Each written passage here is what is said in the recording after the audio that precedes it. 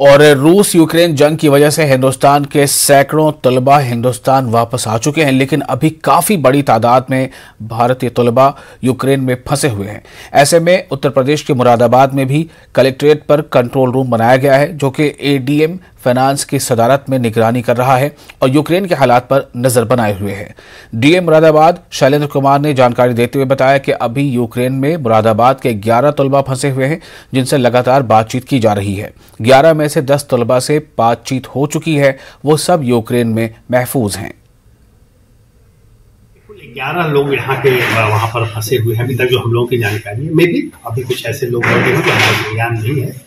और उन 11 लोगों में से आज 10 बजे 10 लोगों से प्रातःकाल मैंने और एडीएम फाइनेंस ने स्वतः हर एक से बात किया। एक व्यक्ति का फोन हम लोगों का नहीं हो पाया, उनसे कनेक्ट नहीं हो पाए।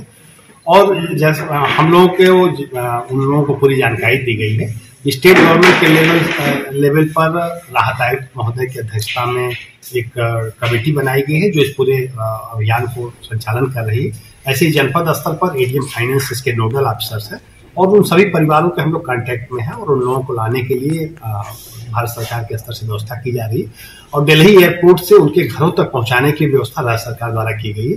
तो जैसे ही वो दिल्ली एयरपोर्ट पर आएंगे, उनको मुरादाबाद के उनके घरों तक पहुंचाने के लिए राज्य सरकार के साधनों से हम उन तक भेजेंगे।